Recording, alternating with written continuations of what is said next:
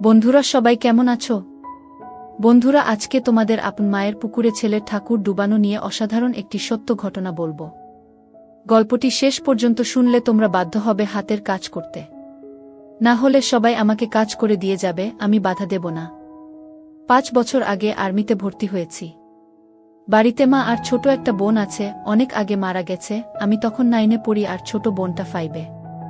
তখন থেকে মা নিজে সংগ্রাম করে সংসার চালিয়েছে, ঘরে বসে সেলাই মেশিন দিয়ে মানুষের কাপড় বানিয়ে বানিয়ে আমাদের ভরণ পোষণ করেছে। কিছু চাষের জমি ছিল তাই রক্ষে। না তো আমার চাচা কাকারা যেমন হারামি এক মুঠো ভাত তুলে দেওয়ার মানুষ ছিল না। নানা নানি দাদা দাদি অনেক আগেই পটল তুলেছে, মামা মামিরা কিছুটা সহযোগিতা করেছে, তাও নাকড়ার মতো করেছে যাতে মা যা ভাগে পেত তা লিখিয়ে নিতে পারে। আমার ভুলি মা সরল মনে তা দিয়েও দিয়েছে। যা হোক, আমি কলেজে ভর্তি হয়েছি কেবলই, এমন সময় শুনলাম আর্মিতে লোক নিবে। মাকে বলে লাইনে দাঁড়িয়ে গেলাম। আমার নিজের উপর ভরসা ছিল, কারণ আমি মোটামুটি সব দিকেই ফিট। যেমন উচ্চতা তেমন বডি। মা বলে আমি আমার নানা মামাদের মতো হয়েছি, ঠিক পালোয়ান। বাবা কাকারা তো এক একটা টিনটিনে, সব কয়টা শুধু বদের হাড্ডি। যা হোক, ভালোই ভালোই টিকে গেলাম। বাড়িতে খুশির ঢোল বেজে উঠল, সবাই বলা বলি করল, যাক ছেলেটা কাজে লাগলো, এখন যদি সোনালির কষ্ট দূর হয়। হ্যাঁ, আমি আমার মার কষ্ট দূর করার জন্য কোনো দিকে না তাকিয়ে খেলাধুলা করার বয়সে চাকরিতে চলে গেলাম। গ্রামের বাড়ি হওয়াতে ভয়ের কিছু নেই, আশেপাশে তো কাকা চাচারা আছে। আমার বোন শারমিন আক্তার, বয়স 19, ইন্টার সেকেন্ড ইয়ারে পড়ে। বাবার মতো টিনে কাঠি, আমারই এমন মেয়ে পছন্দের না। মা সোনালী বেগম, বয়স মনে হয় 42 হবে, দারুণ দেখতে, এখনো যুবতী মেয়েদের সাথে পাল্লা দিতে পারবে। ফর্সা লাল টকটকে, মার দীঘল কালো চুল, ঘন মেঘের ভেলা, এত ঘন লম্বা চুল যে তা সারা পিঠ বেয়ে কোমর ছড়িয়ে নিচে নেমে যায়। লাল টকটকে ঠোঁট আর টানাটানা চোখ, সব মিলিয়ে আমার স্বপ্নের নারী, আমার জন্মদানকারী বিধবা মা। যা চরম পাপ, যা কখনো পাওয়ার নয়। সবই জানি, সবই বুঝি, তারপরও মনের কোথায় যেন সোনালীকে নিয়ে স্বপ্নের নীড় রচনা করি। যেখানে মা নয় সে আমার সোনালী, শুধু সোনালী। আমার মনের এই গোপন চাওয়ার কথা শুধু আমি জানি। আমার সরকারি বেতনে মার রূপ যেন দিনকে দিন বেড়েই চলছে। মার গর্বে বুক সব সময় ফুলে থাকে, গ্রামে সব সময় আমার জয় জয়কার। 5 বছরে ভাঙা ঘর পাকা করেছি, এখন 4 রুমের বাড়িটা আমাদের শান্তির নীড়। এবার ছুটিতে এসেই মা বায়না শুরু করল আমার বিয়ে দিবে। যদিও এটা অনেক আগে থেকেই চলছে, আমি শুধু বারবার এড়িয়ে যাচ্ছি। আজ এ নিয়ে মার সাথে মুখ কালাকালি হয়ে গেল। মার এক কথা, শারমিন বড় হয়েছে, বিয়ে দিতে হবে। এরই মাঝে কয়েকটা সম্বন্ধ এসেছিল, তার বিয়ে হয়ে গেলে সে একা একা কিভাবে থাকবে, হ্যান ত্যান কত কথা। আমি এসেছি শুনে ছোট মামা এলো, সারাদিন থেকে বিকেলে যাওয়ার সময় আমাদের সবাইকে নিয়ে যেতে চাইল। আমরা না যাওয়াতে জোর করে শারমিনকে নিয়ে গেল, বলল 2 দিন পর মা বেটা গিয়ে বেরিয়ে আসবে আর শারমিনকে নিয়ে আসবে। আমাকে আর মাকে নিয়ে যাওয়ার জন্য আর কি এমনটা করল। সন্ধ্যা থেকে আকাশটা মেঘলা হয়ে আছে দেখে বাইরে গেলাম না। না হলে 2 দিন থেকে এসে সন্ধ্যার পর বন্ধুদের সাথে আড্ডা মারতে বেরিয়ে পড়ি। আজ গেলাম না দেখে মাও খুব খুশি। গরম গরম পকোড়া ভেজে দিল। বিছানায় বসে মা বেটা মিলে আরাম করে খাচ্ছি। মিশু, হুমা, কাউকে পছন্দ করিস? আমি মার মুখের দিকে তাকিয়ে মুচকি মুচকি হাসছি। বল না পছন্দ করিস, করলে এতদিন তুমি জানতে না। তবে হ্যাঁ, একজনকে খুব ভালো লাগে, এবং এও জানি তাকে আমি পাবো না। কেন পাবি না? আমার ছেলে কি দেখতে খারাপ? কোনো লাট সাহেবে বেটি সে রে? হা হা, তুমি দেখি রেগে গেলে। রাখবো না, এমন সোনার ছেলে আমার। আর কি না, বল তুই কে সে? বাদ দাও মা, আমার যাকে ভালো লাগে তার কথা দুনিয়ার কাউকে বলতে পারবো না, শুধু খোদাকে ছাড়া। মা আমার এমন গম্ভীর কথা শুনে অবাক হয়ে চেয়ে রয়েছে। এটা কি কথা রে বাবা? আমাকে বলতে না পারিস তোর ভাবি মানে রাসেলের বউয়ের কাছে বলিস তুই? না মা, তা না, তুমি আমার সবচেয়ে বড় বন্ধু, তোমাকেই যেহেতু বলতে পারছি না, সেখানে বলতে গেলে তারা তো আমাদের শত্রু, তাদের বলতে যাব কেন? তাহলে বল না, কে সে, কোথায় বাড়ি, কোনো বাড়ির মেয়ে? আমি চুপ করে বসে রয়েছি। মা অনেকক্ষণ আমার উত্তরের অপেক্ষায় থেকে মুখ গোমরা করে চলে গেল। ঘন ঘন বিদ্যুৎ চমকাচ্ছে, আকাশটা কালো হয়ে আছে, রাতের তারাগুলো না জানি কোথায় ডুব দিয়েছে। আমি জানালার গ্লাস খুলে দিয়ে ঠান্ডা হাওয়া গায়ে মাখছি, হাত বাড়িয়ে ব্যাগটা নিয়ে খুললাম, সিগারেটের প্যাকেটটা বের করে একটা ধরিয়ে টানছি। প্যাকেট রাখতে গিয়ে মোবাইলের বক্সটার কথা মনে পড়ল। শারমিনের জন্য যা যা এনেছিলাম সব দিয়েছি, শুধু মার গুলো দেওয়া হয়নি, চেয়েছিলাম দিতে, এমন সময় ছোট মামা এলো তাই আর দেওয়া হয়নি। নতুন অ্যান্ড্রয়েড সেট, মা খুব খুশি হবে। আরেক বক্সে একটা স্বর্ণের চেইন, মার যেটা ছিল সেটা আমার এসএসসির ফর্ম ফিলআপের সময় বিক্রি করে দিয়েছিল। তখন থেকে মার গলা খালি। আরও কয়েকটা জিনিস আছে মার জন্য। আয় খেয়ে নে, ঝড় আসতে পারে, কারেন্ট চলে গেলে খেতে ঝামেলা হবে। আমি তাড়াতাড়ি সিগারেটটা জানালা দিয়ে বাইরে ফেলে দিয়ে বললাম, হা দাও। কি লজ্জা! মা সিগারেট খেতে দেখে নিল, জানে আমি খাই, তবে এভাবে দেখেনি কখনো। ঘরে বসে সিগারেট খাওয়াটা ভুল হয়ে গেছে, সারা ঘরে সিগারেটের ধোঁয়া। মা বেটা খেয়ে দিয়ে উঠলাম। মা বল, আমার রুমে এসো তো একটু। তুই যা, থালা বাসনগুলো গুছিয়ে আসছি। আমি রুমে এসে শুয়ে রইলাম। মা আধা ঘন্টা পর হাত মুছতে মুছতে এলো। কি রে বাবা? আমি উঠে মার হাত ধরে খাটে নিয়ে বসালাম। ব্যাগ থেকে এক এক করে শাড়ি, ব্লাউজের কাপড়, ছায়ার কাপড়, একটা বাদুর বোরকা, দুটো ওড়না, একটা শীতের জামা, চাদর এবং আরও একটা প্যাকেট দিলাম। প্যাকেটটা দিলাম ভয়ে ভয়ে, কারণ ওতে দুসেট ছোট জামা কাপড় আছে, জানি না দেখার পর কি বলবে। এত কিছু কি জন্য এনেছিস? তোর কি বুদ্ধিশুদ্ধি হবে না কখনো? প্রতিবারই এত কিছু আনা লাগবে? আহ থামো তো তুমি, যা লাগে তা আনবো না। এটাতে কি রে? না, ওটা এখন খুলবে না, তোমার ঘরে গিয়ে খুলবে, আর প্লিজ রাগ করবে না। কি আছে এতে, তা তুমি খুলে দেখে নিও। আর হ্যাঁ, আরও কিছু আছে, এই বলে মোবাইলটা দিলাম। একটা থাকতে আরেকটা এত দামি মোবাইল, তোমার চেয়ে কেন কিছু দামি নয় আমার কাছে, এই বলে গালে একটা হামি দিলাম। মাও আমার কপালে হামি দিল। চোখ বন্ধ করো তো। কেন রে? আহ বন্ধ করো না একটু। মা হেসে দিয়ে চোখ বন্ধ করল। আমি চেইনটা মার গলায় পরিয়ে দিলাম। এখন চোখ খুলো মা। মা চোখ খুলে স্বর্ণের চেইনটা দেখে হুহু করে কেঁদে দিল। না মা, না, কাঁদবে না, প্লিজ মা, কেঁদে না, তোমার মুখে হাসি দেখব বলে নিয়ে এসেছি, সেখানে তুমি যদি কাঁদো তাহলে আমার খুব কষ্ট হবে মা। না রে বাবা, কাঁদছি না, তুই বুঝবি না এটা কিসের কান্না। খুশি হয়েছ মা? হা রে বাবা, অনেক খুশি হয়েছি। এই বলে মা দাঁড়িয়ে উঠে আমাকে ধরল। আমি তো কেঁপে উঠলাম। মা কখনো এভাবে আমাকে ধরেছে বলে মনে পড়ে না। ইস কি নরম, কি সুন্দর ঘ্রাণ, ও দুটো আমার বুকে পিষ্ট হচ্ছে। মা অনেকটা খাটো হওয়াতে তার মাথাটা আমার থুতনির নিচে, চুল থেকে সুবাস এসে নাকে লাগছে। নাক মুখ ডুবিয়ে দিলাম চুলে। ধীরে ধীরে আমার ওটা শক্ত হচ্ছে। মন চাচ্ছে হাত দুটো আরেকটু নিচে নিয়ে রাখি, তবে সাহস পাচ্ছি না। মা আমার যা রাগী মানুষ, ছোটবেলায় কত বেত পিটা করেছে তার হিসাব নেই। মার মুখটা দুহাত দিয়ে ধরে কপালে একটা হামি দিলাম। আর কখনো কাঁদবে না মা, আমি যেন তোমার চোখে পানি না দেখি। আচ্ছা বাবা, আর কাঁদব না। তো যাও, লাল তাঁতের শাড়িটা পরে দেখাও তো, দেখি কেমন লাগে আমার মাকে। যা পাগল, আমি বিধবা মেয়ে লোক, এমন লাল টকটকে শাড়ি পরলে মানুষে কি বলবে? কে কি বলল তাতে তোমার কি যায় আসে? আর এখানে মানুষ আসবে কোথা থেকে? মানুষের সামনে না পড়তে চাইলে পড়ো না, এখন আমাকে তো পরে দেখাও। আমার খুব মন চাইছে সাজুগুজু করে কেমন লাগে দেখতে। তাই আমার বাবা এনেছে, আর আমি পরব না তা কি হয়? তবে মানুষের সামনে কখনো পড়তে বলিস না রে। ঠিক আছে মা, আমি শুধু আমার সুন্দরী মাকে দুচোখ ভরে দেখতে পেলেই হলো। যা দুষ্টু, মাকে কেউ সুন্দরী বলে? হা হা, তাই? তাহলে কি বলবো গো? হিহি, তুই জানিস কি বলবি। বেয়াদবি নিও না, প্যাকেটে যা আছে তাও পড়ো। কি আছে রে এতে? যাও খুলে দেখো। মা চলে গেল। আমি পিছন থেকে দেখে মুগ্ধ হয়ে গেলাম। এ মহিলার কি কখনো যৌবনে ভাটা পড়বে না? প্রায় 15 মিনিট পরে মা এলো। অসম্ভব, এ কাকে দেখছি আমি? এতদিন এক পেরে শাড়িতে যে মাকে দেখেছি তার সাথে এ মহিলার কেন মিল নেয়? কি সুন্দর, অতুলনীয়, গর্জিয়াস, মার্ভেলাস, যতই উপমা দিই না কেন কম পড়ে যাবে। মা দরজার কাছে দাঁড়িয়ে আছে, আমি বিছানার পাশে হা করে দাঁড়িয়ে আছি। মা ভীষণ মায়াবী করে হেসে চোখের ভ্রুর উঠানামা করে জানতে চাইলে, কি কেমন? আমি ধীরে ধীরে মার সামনে গিয়ে দাঁড়ালাম। কি রে, কেমন হয়েছে? দারুণ মা, খুব সুন্দর, মনে হচ্ছে অ্যাঞ্জেল। যা দুষ্টু, মাকে এমন কমপ্লিমেন্ট দিতে হয়? আমার 10 পাস মা যে এমন কথাও বলতে পারে জানা ছিল না। সরি মা বলে হাত ধরে বিছানায় নিয়ে বসালাম। আমি নিচে বসে মার কোলে মাথা রাখলাম। তুমি সব সময় এমন ভাবে থাকতে পারো না মা? মা আমার মাথায় চুলে হাত বুলিয়ে দিয়ে, কি পাগলের মতো বলছিস? মানুষে দেখলে কি বলবে? তাহলে বলো, আমি যে কয়দিন থাকবো সে কয়দিন এমন করে সেজে থাকবে কেন রে?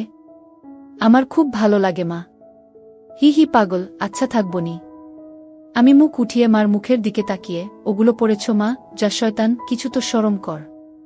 মার জন্য কেউ এসব আনে? জানি না মা কেউ আনে কি না, তবে বাবা থাকলে হয়তো আমিও আনতাম না। সে নেই দেখে মনে হলো আমার মার তো ভালো মন্দর খোঁজ রাখার কেউ নেই, তাই নিজেই রাখি। রাগ হয়েছ মা? না রাগ হয়নি, কিন্তু আর আনিস না। কেন মা, পছন্দ হয়নি নাকি সাইজে হয়নি? সব ঠিক আছে। তবে তবে কি মা? মা লজ্জায় মুখ ঘুরিয়ে নিয়ে, তুই এনেছিস ভাবলে পড়তে শরম করে রে। আজ থেকে আমাকে ছেলে নয় বন্ধু ভাববে, তাহলে আর শরম করবে না। হবে মা আমার বন্ধু। যাহ পাগল, সমবয়সী না হলে কি বন্ধু হওয়া যায়? এ যুগে ওসব পুরনো কথা মা। তাই বলে মা ছেলে, হামা ছেলে, এতেই তো ভালো, একে অপরের কাছে আসা যায়। তুই অনেক বড় হয়ে গেছিস দেখি, কি সুন্দর কথা বলছিস। তা তো অবশ্যই, কয়দিন পর তোমার ছেলে সেকেন্ড লেফটেন্যান্ট অফিসার হবে। খুব ভালো হবে রে বাবা, খুব ভালো হবে। এমন সময় বিদ্যুৎ চলে গেল। মোবাইলটা জ্বালাতো মিশু, দেখি চার্জার বাতিটা কোথায় আছে। থাক না মা, এমন কি সুন্দর তোমার কোলে শুয়ে আছি। জানো মা, পাহাড়ি এলাকায় একা একা পোস্টে ডিউটি দেওয়ার সময় এমন স্বপ্ন রোজ দেখি। প্রতিদিন মনে হয় তোমার কোলে শুয়ে একটু যদি। ঠিক আছে, এমনই থাক, তোর যত মন চাই। ধন্যবাদ মা। হি হি পাগল। মা হু, আজ আমার পাশে ঘুমাবে একটু? কেন রে, মন চাচ্ছে তোমাকে ধরে ঘুমাতে। ঠিক আছে, যা সদর দরজাটা বন্ধ করে ঘরগুলোতে ছিটকানি লাগিয়ে আয়। আমি উঠে লাফাতে লাফাতে চলে গেলাম। আজ আমার খুশি ধরে না, কিছু হলে হতেও পারে। এক জগ পানি নিয়ে এলাম সাথে করে। এসে দেখি মা শুয়ে পড়েছে। টেবিলে জগটা রেখে খাটের পাশে দাঁড়ালাম। মা দেয়ালের দিকে সরে গিয়ে আমাকে জায়গা করে দিল। বজ্রপাতের আলোতে মার মুখটা মায়াবী মায়াবী লাগছে। খোলা জানালার হিম বাতাসে আমার মনে ঝড় তুলছে। জানি না মার মনে কি চলছে। মনে হচ্ছে মা তার স্বামীকে পাশে শোয়ার জন্য জায়গা করে দিল। মা নতুন বউ, আমি তার স্বামী। দাঁড়িয়ে রইলি যে, শুবি না? হাসুই। মার পাশে শুয়ে পড়লাম, দুজনে মুখোমুখি। আধো অন্ধকারে দুজনে দুজনার দিকে চেয়ে আছি। ঘুমাবি না? তুমি ঘুমাও, আমার ঘুম এত তাড়াতাড়ি আসে না। তাই আয় কাছে আয়, মাথায় হাত বুলিয়ে দিচ্ছি। আমাকে আর পাই কে? একেবারে মার বুকের কাছে বুক নিয়ে গেলাম, তবে কোমরটা দূরে রাখলাম। মা একটা হাত সাইডে লম্বা করে দিল, এখানে মাথা রাখ। মা তার হাতের উপর মাথা রাখতে বলছে। আমি সহজ মনে তাই করলাম। নাকটা মার বগল থেকে ৩-৪ ইঞ্চি দূরে। ভালোমতো দেখতে না পেলেও বুঝতে পারছি যে এর বেশি দূরে নয়, কারণ ঘামের ঘ্রাণ পাচ্ছি। ইস, মার বগলের ঘ্রাণেই তো আমার শরীর আনচান আনচান করছে। মার বাম হাতের উপর শুয়ে আছি। মা ডান হাত দিয়ে মাথায় হাত বুলিয়ে দিচ্ছে, এতে করে আঁচল উঁচু হচ্ছে। আর যখনই বিদ্যুৎ চমকাচ্ছে তখনই ওগুলো দেখতে পাচ্ছি। নিজেকে কন্ট্রোল করা মুশকিল হয়ে পড়ছে। মিশু, হু, কাকে পছন্দ করিস বললি না তো? শুনলে রাগ করবে মা, তাই বলা যাবে না। কেন কেন, এমন কাকে তোর মনে ধরেছে যে শুনলে রাগ করব? বাদ দাও না মা, নিজেকে তোমার কাছে ছোট করতে চাই না, চাই না তোমার মনে কষ্ট দিতে। তোর কথার তো আগা মাথা কিছুই বুঝছি না। নাইবা বুঝলে মা, হু। তোমাকে একটু ধরি। মা হি হি করে হেসে, ধর। কি সুন্দর ঘ্রাণ গো মা তোমার। যা শয়তান। আমি মার এমন আশকারা দেওয়া কথায় সাহস পেয়ে তাকে চিৎ করে দিলাম।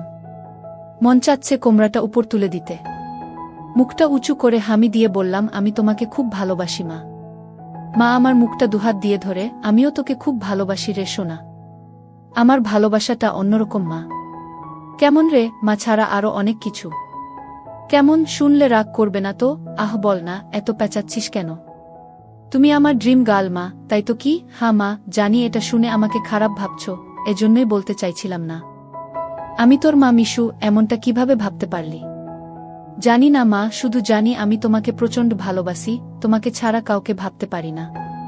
চুপ কর বেয়াদব, এমন কথা বলতে তোর মুখে বাজছে না? সরি মা। এই বলে তার উপর থেকে উঠে খাট থেকে নেমে পানি খেলাম।